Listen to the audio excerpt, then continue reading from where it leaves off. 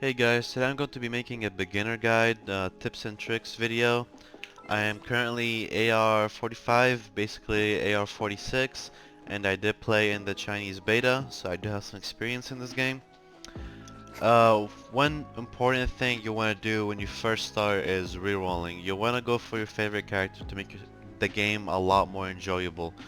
You don't really want to spend like four or $500 to get that one character and then you don't get him and you quit the game. So definitely reroll for your favorite character. Alright, and the next thing we have is the Stardust exchange, and let me just show you that real quick. It did actually reset today. So you want to go to shop and check the Stardust. You get these discounted every month. You get 5, so just go ahead and buy them.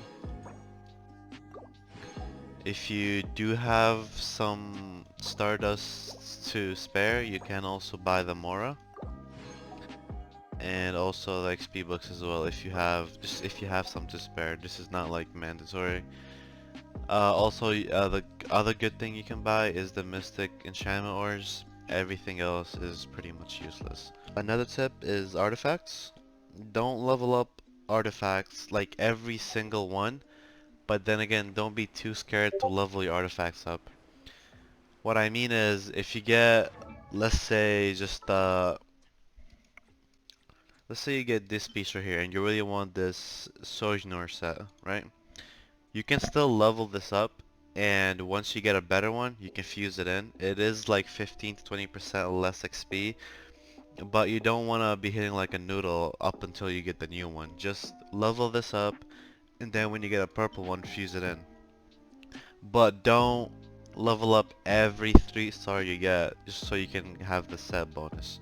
You want to be a little bit careful with that because you are limited. Another important thing in this game is stamina and the speed of your characters. Let's say you have a character like Venti. He's able to glide around the map a lot easier than, let's say, Chi-Chi, because she's a lot shorter, so she has a harder time running around the map. Also, when you're like next to a mountain and you want to do that final leap, if your character is taller, they'll actually have a higher chance of making that leap. And also in the water, there are places that Diluc or like Venti are able to just normally walk, but Chi-Chi will have to swim. So that's another important thing. Now another tip I have is that the Statue of 7 actually heal you. They can also revive you, and they can change your MC's element. So basically you just talk to it, you kill Statue's Blessing, and you can heal and revive anyone on your team. Also, if you click again, you can just say resonate with the Anemo, and your character will now do Anemo damage and have the Anemo skills. Another important tip is never have max resin. Always spend it on something. A lot of newer players, when they first start off, they have so much content to do, and they forget about the resin. If you are ever Captain Resin, just do a ley line, do a domain. Just make sure you get that all the XP possible there is for that day. Because if you don't, you're gonna be level 25 or 30, and you're gonna be hunting chests because you didn't do that. Another tip is do dailies, aka commissions, every single day. The commissions in this game are actually probably the best way to get XP even at level 46. There still hasn't been another way to actually get XP other than commissions and story quests, which at level 30 you're pretty much done with. So the next 15 levels I basically got were all from commissions and resin. Now another important thing is elemental reactions.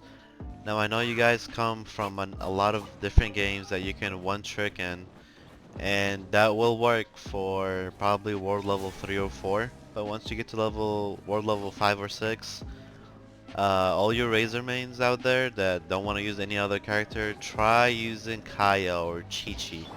You can do a super conduct on them and it will lower all their defense and you'll do a lot more damage. You can also do fire for overload and that will do a bunch of damage as well. You can also combine Anemo with any other element. There's a lot of elemental reactions you can do, and all of them are viable. So make sure you combine elements, and you'll make your team a lot stronger. Now another very important thing is leveling up your talents. A lot of new players forget to level up their talents when they hit Ascension level 2, but this will probably be where most of your damage comes from other than artifacts. Now another very important thing is ore farming. You can go to your world, you can farm all the ores you need, and you can also go to your friend's world and you can farm their ore as well. The ores are actually shared, so you won't be taking any of their ore. You guys can farm it together and you can get double rewards. Alright, now you don't want to forget about Spiral Abyss either. I think the numbers for reset is about 600 Primogems every 2 weeks that it resets. And you also get the rewards. Well, how do I check that? You also get all of these rewards as well. So you get a bunch of Mora, XP books, level up, and weapon level up, and artifacts. So make sure you do this every 2 weeks. Obviously a lot of people that are new won't be able to do this, but when you can, make sure you're members to. Something else as a new player that you will need to know is how to build your artifact sets. Now you don't have to start the game and start going for Thunder Fury and Gladiator. Just relax, go find a nice Berserker piece, find a nice Instructor piece, an Exile piece depending on what you're using. Level those up to a decent amount and just keep them until you're able to farm the better artifacts for your units. Alright, understanding team synergy and understanding how to build a team is also a very important thing. For my particular team, I have the animal buff that gives me speed and stamina consumption decrease.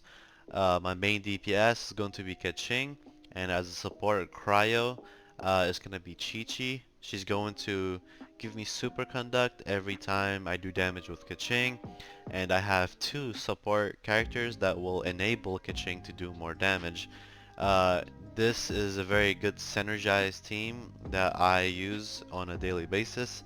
I can also just as easily change the main DPS from Keqing to the Luke, and it will still work just as good. A very big thing that I did not do when I was a new player is these Trounce domains. I don't know really how to pronounce that. But basically you can go around the map and there's these like a one-time domains that you're able to do.